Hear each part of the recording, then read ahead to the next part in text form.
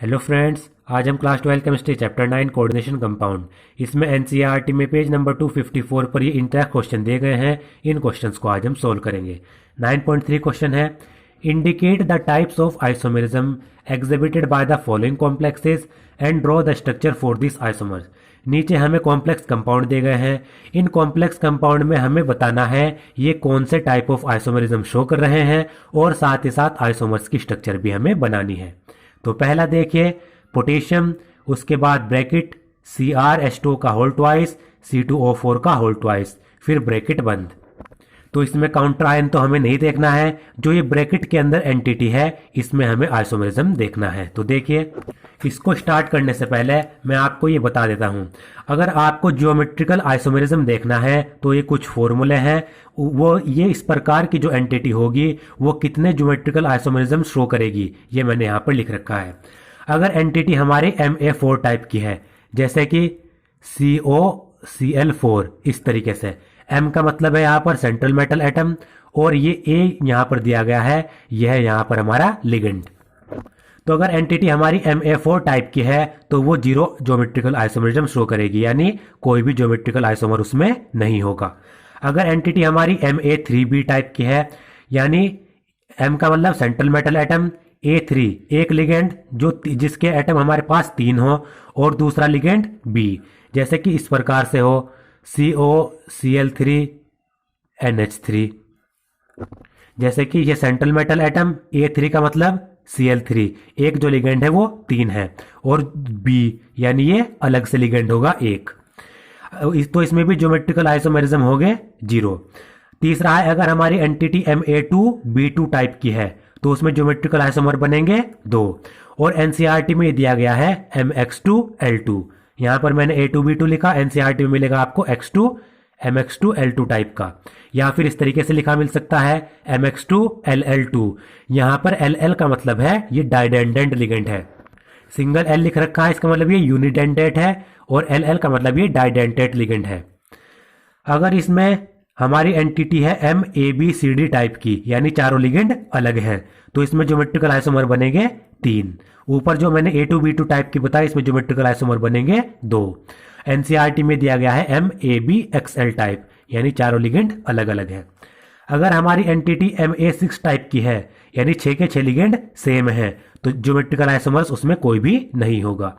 Entity अगर हमारी MA5B type की है, यानी 5 लिगेंड एक जैसे, एक लिगेंड अलग, तो एंटिटी में इसमें ज्योमेट्रिकल आइसोमर हमारा कोई भी नहीं बनेगा। अगर हमारी एंटिटी MA4B2 टाइप की है तो इसमें ज्योमेट्रिकल आइसोमर बनेंगे 2। एनसीईआरटी में इस तरीके से लिखा गया है MX2L4, यानी 4 लिगेंड एक जैसे, 2 लिगेंड एक जैसे। अगर हमारी एंटिटी MA3B3 टाइप की है तो उसमें बनेंगे हमारे ज्योमेट्रिकल आइसोमर 2। वो जो में से ज्योमेट्रिकल आइसोमर कौन से होंगे, एक फेशियल, एक मेरिडियनल। अगर हमारी एंटिटी MA2B2C2 टाइप की है, 2 लिगेंड एक जैसे, 2 लिगेंड एक जैसे और 2 लिगेंड एक जैसे, यानी 3 प्रकार के लिगेंड है, तो हमारे ज्योमेट्रिकल आइसोमर बनेंगे 5। तो इन जो ये एंटिटी के फॉर्मूले हैं, इनको देखकर आप बता सकते हैं उनमें ज्योमेट्रिकल आइसोमर कितने बनेंगे, तो ये आपको याद रखना है। हम अपने क्वेश्चंस करते हैं। तो यहां पर देखिए, सबसे पहले हमारे पास 9.1 का, ये 9.3 का फर्स्ट पार्ट। तो इसमें देखिए हमारे पास जो काउंटर आयन है इसको हम नहीं लिखेंगे, इसको हम जो ब्रैकेट के अंदर जो एंटिटी है उसको लिखेंगे। CrH2O का होल ट्वाइस, C2O4 का होल ट्वाइस। तो यहां पर आप देखिए, अगर हम इसमें ज्योमेट्रिकल आइसोमर देखें तो मैंने आपको यहां पर ये बताया, देखिए यहां पर इस एंटिटी को अगर हम इस फॉर्मूले में देखें, इसमें सेंट्रल मेटल एटम M, तो यहां पर ये देखिए थर्ड में M, H2O का होल ट्वाइस यानी A2 एक 2 लिगेंड एक जैसे, और B2 यानी C2O4 का होल ट्वाइस B2, 2 लिगेंड एक जैसे। तो इसमें ज्योमेट्रिकल आइसोमर कितने बनेंगे, 2 ज्योमेट्रिकल आइसोमर बनेंगे, क्योंकि ये दोनों फॉर्मूले मैच हो रहे हैं। M central metal atom, A2 यानी H2 का whole twice A2, B2 C2O4 का होल ट्वाइस, ये हो गया B2। तो ज्योमेट्रिकल आइसोमर इसमें कितने बनेंगे, 2। ये हमने इस फॉर्मूले से देखा। तो देखिए यहां पर ज्योमेट्रिकल आइसोमर बनेंगे हमारे पास 2। एक बनेगा हमारे पास सिस ज्योमेट्रिकल आइसोमर और एक बनेगा हमारे पास ट्रांस। तो देखिए इनकी हम बना लेते हैं। ये बनाएंगे हम ट्रांस। ट्रांस में हम क्या करते हैं, जो ये लिगेंड है उनको एक दूसरे के ऑपोजिट लगाते हैं। एक लिगेंड यहां पर लगा दिया, ये H2O यहां पर, C2O4 को हम लिखते हैं OX से, क्यों ये डाइडेंडेड लिगेंड है, इसको हम इस तरीके से बनाते हैं OX। ये क्या है हमारे पास, ऑक्सिलेटो यानी C2O4, यहां पर ये OX। तो ये बन गया हमारा trans isomer, trans geometrical isomer. हमने क्या किया, ये जो हमारे पास लिगेंड है इनको एक दूसरे के ऑपोजिट लगा दिया, C2O4 जिसको OX से लिखा है। अब बनाएंगे सिस। सिस का मतलब होता है ये एक दूसरे के हम लगा देते हैं पास पास, ये हम एक दूसरे के एडजेसेंट लगाएंगे। एक H2 हमने यहां पर लगा दिया, एक H2 हमने यहां पर लगा दिया, एक दूसरे के एडजेसेंट। अब लगाते हैं ऑक्सिलेटो आयन। तो ऑक्सिलेटो आयन को देखिए, ऑक्सिलेटो आयन में एक लगाएंगे हम यहां पर ऑक्सिलेटो आयन, और एक लगाएंगे इसके पास नीचे, ये बन गया हमारे पास सिस आइसोमर। अब दो तो हमारे ज्योमेट्रिकल आइसोमर बन गए, साथ ही साथ इसमें जो ट्रांस आइसोमर है ये होता है ऑप्टिकली इनएक्टिव, इसके ऑप्टिकल आइसोमर नहीं बन सकते। जबकि ये जो सिस फॉर्म होती है ये होता है ऑप्टिकली एक्टिव कंपाउंड, इसके हम ऑप्टिकल आइसोमर्स बना सकते हैं। तो यहां पर जो ऑप्टिकल आइसोमर्स हैं वो भी बनेंगे, ऑप्टिकल आइसोमर फॉर सिस। जो सिस आइसोमर है उसके लिए हम ऑप्टिकल आइसोमर भी यहां पर बना सकते हैं। देखिए ये हमारा क्रोमियम, यहां पर ये H2OCr और ये H2O, यहां पर ये बनाया हमने OX और यहां पर ये बनाया हमने OX, यहां पर लगा दिया मिरर। अब देखिए इसकी हम मिरर इमेज कैसे बनाएंगे, Cr, ये H2 इधर है, ये बनेगा इधर लेफ्ट में। मिरर इमेज बनाने का तरीका है, जो मिरर के पास है उसको मिरर के पास ही रखते हैं। ये देखिए H2O इधर से मिरर के पास है तो इधर से भी ये मिरर के पास होगा। H2O इधर है, ये बनेगा इधर यानी यहां पर। अब ये इधर है मिरर इमेज में, ये इधर दिखाई देगी OX, ये इधर है मिरर इमेज में, ये इधर दिखाई देगा OX। तो ये बनाए हमने इनके आइसोमर्स, ज्योमेट्रिकल आइसोमर दो बने, ट्रांस और सिस, और इसमें जो सिस फॉर्म है ये ऑप्टिकल आइसोमर भी शो करेगी, ये हमने बना दिए। तो इस तरीके से ये बनेगा, ज्योमेट्रिकल आइसोमर दो बनेंगे और साथ ही साथ सिस के लिए ये ऑप्टिकल आइसोमर भी शो करेगा। अब आती है हमारे पास सेकंड में देखिए क्या दिया गया है, COEN का whole thrice Cl3, counter ion है, इसको हम आइसोमेरिज्म में शो नहीं करेंगे, COEN का होल थ्राइस। ये हमारे पास एंटिटी है COEN का होल थ्राइस, यहां पर Cl3 भी लगा है -3, तो इसके ऊपर +3 चार्ज भी होगा। तो ये हमारी एंटिटी है, काउंटर आयन को हम यहां पर नहीं लिख रहे हैं। तो इसमें देखिए ये किस टाइप की है, Ma3। इस प्रकार के हमारे पास कोई एंटिटी नहीं है तो यहां पर ज्योमेट्रिकल आइसोमर शो नहीं करेगा। तो इसमें जो ज्योमेट्रिकल आइसोमर है वो तो नहीं बनेंगे, ज्योमेट्रिकल आइसोमर इसमें कोई भी नहीं बनेगा। इसमें बनेंगे ऑप्टिकल आइसोमर, मैं आपको दिखा देता हूं। यहां पर देखिए ये हमें दिया गया है COEN का होल थ्राइस 3 पॉजिटिव, यही एंटिटी है हमारे पास। यहां पर बनेंगे ऑप्टिकल आइसोमर, एक डेक्स्ट्रो और एक लिवो।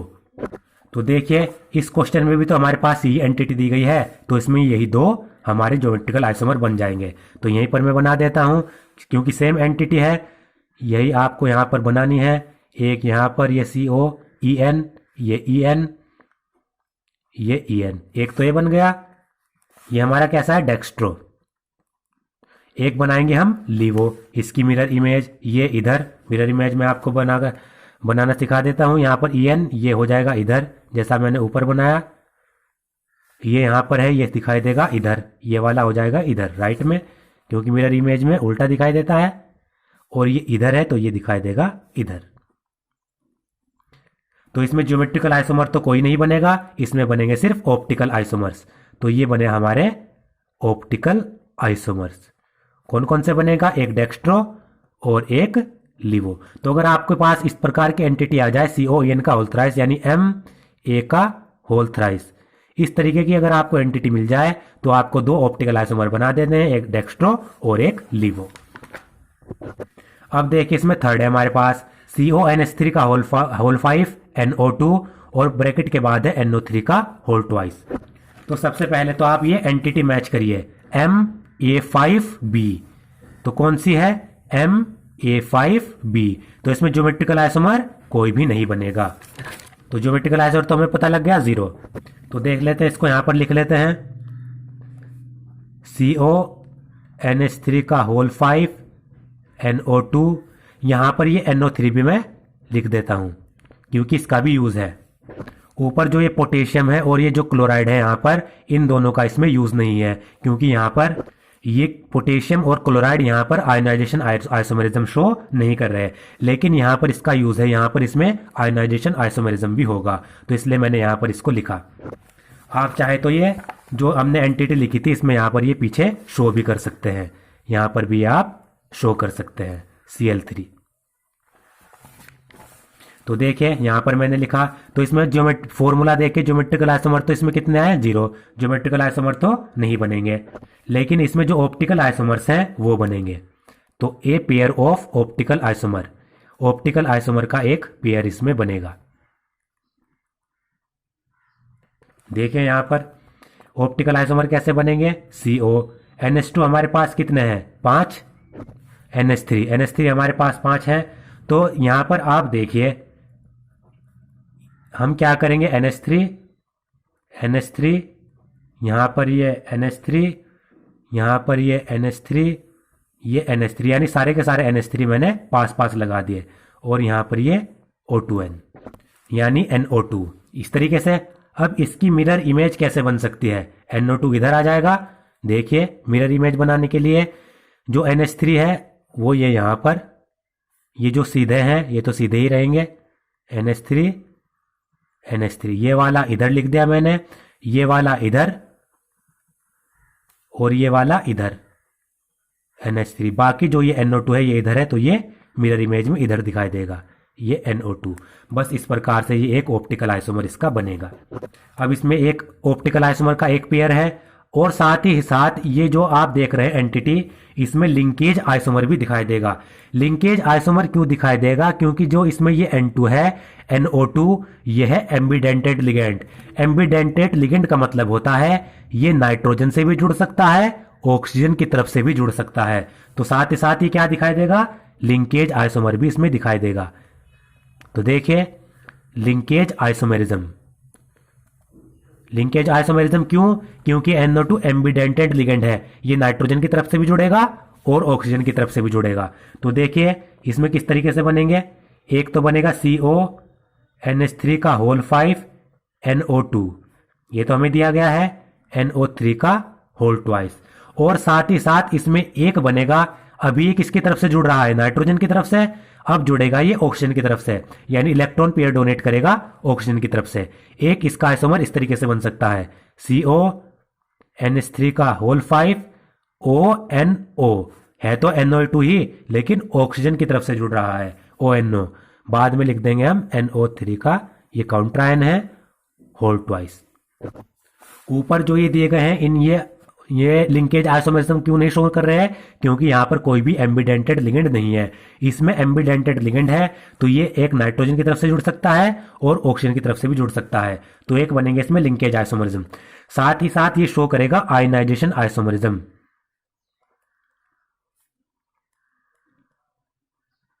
आयनाइजेशन आइसोमेरिज्म में क्या होता है, जो ये काउंटर आयन होता है ये अपने आप ही एक लिगेंड होता है।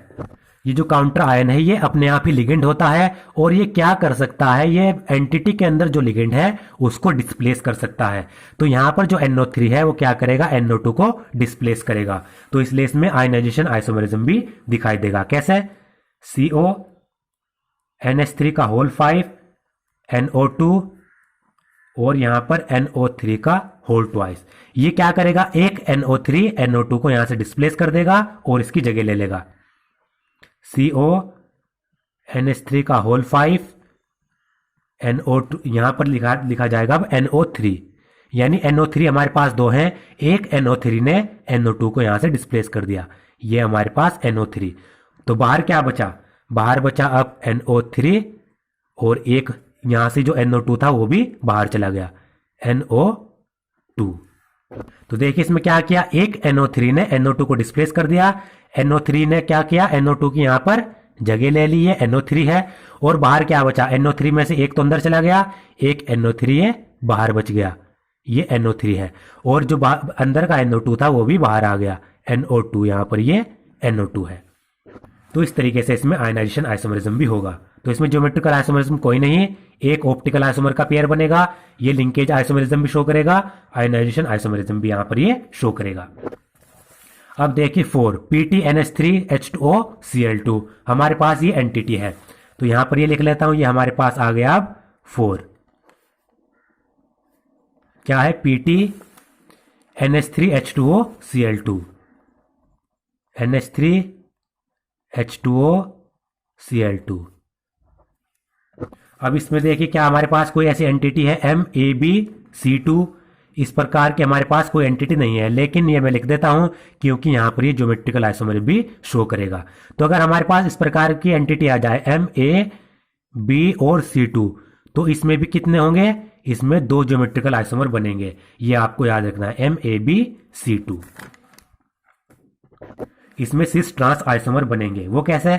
ये मैंने प्लेटिनम लिखा, यहां पर ये क्लोरीन को मैं एक साथ लिख देता हूं, और NH3 और H2O को मैं अलग अलग लिख देता हूं। ये मेरा बना सिस, क्योंकि सिस में हम क्या करते हैं साथ साथ। इसकी अगर हमें ट्रांसफॉर्म बनानी है तो क्या करेंगे? क्लोरीन को हम एक दूसरे के ऑपोजिट लगा देंगे। तो देखिए PT, एक क्लोरीन यहां पर, एक क्लोरीन यहां पर, ऑपोजिट लगा दिया, NH3 एक यहां पर, एक H2O यहां पर, ये बन गई ट्रांसफॉर्म। तो देखिए इसके कितने बने? ज्योमेट्रिकल आइसोमर बने इसमें हमारे पास 2। क्लोरीन को हमने एक साथ लगाया, दूसरी बार ऑपोजिट लगा दिया, एक सिस फॉर्म एक ट्रांसफॉर्म। तो इसमें सिर्फ 2 ज्योमेट्रिकल आइसोमर बनेंगे, ना ये ऑप्टिकल आइसोमरिज्म शो करेगा, ना ये लिंकेज आइसोमरिज्म शो करेगा, ना ये आयनाइजेशन आइसोमरिज्म शो करेगा, ये आपको याद रखना है। तो इस प्रकार से आइसोमरिज्म बनेंगे। ये हमारा 9.3 क्वेश्चन था। अब देखिए 9.4, गिव एविडेंस दैट CONH3 का whole 5Cl काउंटराइन SO4 and CONH3 का whole 5SO4 counterion Cl are ionization isomers. हमें बताना है कि ये 2 हमें दिए गए हैं यहाँ पर कोऑर्डिनेशन कंपाउंड, ये जो कोऑर्डिनेशन कंपाउंड हमें दिए गए हैं क्या ये आयनाइजेशन आइसोमर है? इसका हमें एविडेंस देना है। तो जो आयनाइजेशन आइसोमर्स होते हैं वो एक्वस सॉल्यूशन में डिफरेंट आयंस प्रोड्यूस करते हैं। आयनाइजेशन आइसोमर्स का फॉर्मूला तो सेम होता है, लेकिन वो एक्वस सॉल्यूशन में डिफरेंट आयंस प्रोड्यूस करते हैं। तो ये क्या डिफरेंट आयन एक्वस सॉल्यूशन में प्रोड्यूस कर रहे हैं, ये हमें देखना है। तो देखिए यहाँ पर ये क्वेश्चन मैंने यहाँ पर लिख रखा है। इसको देखने के लिए क्या ये आयनाइजेशन आइसोमर है, हम ये क्या करेंगे, इसमें BaCl2 सॉल्यूशन डालेंगे। तो सबसे पहले हमें काम क्या करना है? Add BaCl2 solution. CONH3 का whole 5Cl will give white precipitate due to formation of BaSO4। जब हमने इसमें BaCl2 सॉल्यूशन डाला तो हमारे पास जो ये कोऑर्डिनेशन कंपाउंड है, ये वाला आइसोमर है, ये क्या करेगा? ये व्हाइट प्रेसिपिटेट प्रोड्यूस करेगा, क्योंकि जब हमने इसमें BaCl2 सॉल्यूशन डाला तो इसमें बेरियम सल्फेट की फॉर्मेशन हो रही थी। वेयर एज CONH3 का whole 5SO4Cl will not react. जबकि इसका दूसरा जो आइसोमर है ये वाला, ये BaCl2 सॉल्यूशन के साथ रिएक्ट नहीं करेगा। एक तो काम हमें करना है। दूसरा, ऐड AgNO3 सॉल्यूशन। अब हमें इसमें AgNO3 सॉल्यूशन डालना है। CONH3 का whole 5SO4Cl will give white precipitate due to formation of AgCl। जब हम AgNO3 सॉल्यूशन डालेंगे तो इसमें जो ये वाला आइसोमर है ये व्हाइट प्रेसिपिटेट प्रोड्यूस करेगा, क्योंकि इसमें AgCl बनेगा। जबकि इसका दूसरे वाला जो आइसोमर है CONH3 का whole 5Cl SO4 will not react, वो AgNO3 के साथ रिएक्ट नहीं करेगा। तो इसमें आप देख सकते हैं, इसमें जो ये वाला आइसोमर है जिसमें SO4 काउंटर आयन है, वो व्हाइट प्रेसिपिटेट प्रोड्यूस कर रहा है BaCl2 सॉल्यूशन के साथ। जबकि जो आप इसमें देख सकते हैं, इसमें जो SO4 वाला हमारे पास जो कोऑर्डिनेशन कंपाउंड है जिसमें SO4 काउंटर आयन है, वो AgNO3 के साथ रिएक्ट नहीं कर रहा। BaCl2 के साथ वो रिएक्ट कर रहा है, AgNO3 के साथ रिएक्ट नहीं कर रहा। इसी तरीके से इसमें ये वाला आइसोमर जिसमें क्लोरीन काउंटर आयन है, वो BaCl2 के साथ रिएक्ट नहीं कर रहा, जबकि जिसमें क्लोरीन काउंटर आयन है वो AgNO3 सॉल्यूशन के साथ रिएक्ट कर रहा है और AgCl प्रोड्यूस कर रहा है। तो इसमें आप देख सकते हैं इन दोनों के फॉर्मूले तो एक हैं, लेकिन ये क्या कर रहे हैं, ये दोनों जो आइसोमर हैं ये अलग अलग तरीके से रिएक्ट कर रहे हैं। इसका मतलब ये क्या है, ये हमारे आयनाइजेशन आइसोमर है। तो ये मैंने यहां पर लिख रखा है, it shows that this isomer produce different ion in aqueous solution but have same chemical formula, therefore they are ionization isomer. तो इससे हमें पता लगा जो ये आइसोमर है ये एक्वस सॉल्यूशन में डिफरेंट आयन प्रोड्यूस कर रहे हैं, लेकिन इनका केमिकल फॉर्मूला सेम है, तो ये हमारे आयनाइजेशन आइसोमर है। तो यहां पर जो केमिकल रिएक्शन होगी वो इस तरीके से होगी। ये वाला आइसोमर जब इसको BaCl2 सॉल्यूशन में डाला गया, BaCl2 सॉल्यूशन में ये Ba2 पॉजिटिव आयन प्रोड्यूस करेगा, यानी BaCl2 सॉल्यूशन में Ba2 पॉजिटिव आयन होंगे, तो ये इसके साथ रिएक्ट करेगा और बेरियम सल्फेट बनाएगा, व्हाइट प्रेसिपिटेट। जबकि जो ये वाला हमारे पास आइसोमर है जिसमें क्लोरीन काउंटर आयन है, वो इसके साथ रिएक्ट नहीं करेगा। इसी तरीके से इसका उल्टा, जब हमने AgNO3 सॉल्यूशन में डाला तो उसमें ये वाली रिएक्शन होंगी। ये वाला SO4 वाला Ag पॉजिटिव के साथ रिएक्ट करेगा, कोई भी रिएक्शन शो नहीं करेगा, यानी ये Ag पॉजिटिव के साथ रिएक्ट नहीं करेगा। जबकि ये वाला जो आइसोमर है जिसमें क्लोरीन काउंटर आयन है, ये Ag पॉजिटिव के साथ रिएक्ट करेगा और AgBr बनाएगा। तो इसमें देख सकते हैं BaSO4 के साथ तो ये वाला रिएक्ट कर रहा है, और जो AgNO3 है उसमें ये वाला आइसोमर रिएक्ट कर रहा है। दोनों के फॉर्मूले एक हैं लेकिन अलग अलग तरीके से रिएक्ट कर रहे हैं। तो इससे पता चला हमारा ये आयनाइजेशन आइसोमर्स है।